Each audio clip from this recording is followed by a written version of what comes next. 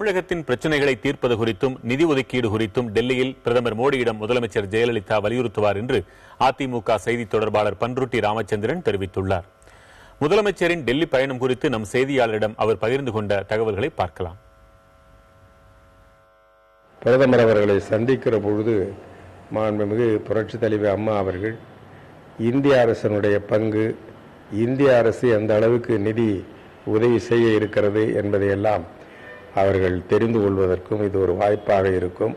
அந்த அடிப்படையிலே governor address, budget தயாரிப்பதற்கு அது பயன்படும். மேலும் தமிழ்நாட்டிற்கு என்று தீராத பிரச்சனைகள் இருக்கின்றன. இப்பொழுது காவிரி அந்த மேம்பாட்டு வாரியம் அமைக்க வேண்டும் என்று நீண்ட நாளாக வற்புறுத்தி வருகிறோம். கர்நாடகத்திலே இருந்து காவிரியிலே தண்ணீர் பெறுவது மிகப்பெரிய கஷ்டமாக இருக்கிறது. ஆகவே இன்றைக்கு குறுவை சாகுபடிக்கு அது சவாலாக உள்ளது. இந்த சூழ்நிலையிலே மாண்புமிகு புரட்சித் தலைவர் அம்மா அவர்கள் காவிரி மேம்பாட்டு வாரியம் அமைப்பது குறித்து பேசுவார். அதேபோல திறந்தோறும் ராமேஸ்வரம் பகுதி மீனவர்கள் கடல் பகுதிக்கு சென்று மீன் பிடிப்பதிலே மிகுந்த கஷ்டங்களை பெற்று வருகிறார்கள். ஆகையினாலே இலங்கை அரசோடு பேசி அதற்கு ஒரு நல்ல தீர்வு ஏற்படுத்த வேண்டும் என்று மாண்புமிகு புரட்சித் தலைவர் அம்மா அவர்கள் வற்புறுத்துவார்கள்.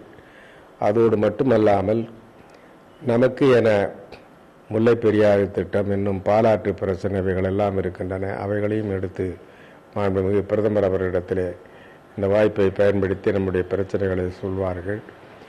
இப்பொழுது அகில இந்திய மருத்துவ நுழைவுத் தேர்வு என்பதை உச்சநீதிமன்றம் அறிவித்திருக்கிறது. இந்த ஆண்டு நமக்கு தளர்த்தி கொடுத்தாலும் வருகிற ஆண்டுகளிலே அது பெரிய பிரச்சனையாக ஆகும். அதை பற்றியும் பிரதமரிடத்திலே பேசுகின்ற வாய்ப்பு இருக்கிறது. அதிமுகவுடைய தேர்தல் அறிக்கையிலே பல்வேறு அறிவிப்புகள் இருக்கிறது. குறிப்பாக பெண்களுக்கு 50% மானிய விலையில் ஸ்கூட்டர், இது போன்ற இலவச மின்சாரம் 100 யூனிட், இதுக்கெல்லாம் ஒரு பற்றாக்குறை ஏற்படக்கூடிய வாய்ப்பு இருக்கிறது. கூடுதல் நிதி கேட்பதற்கான சூழல் இருக்கிறதா?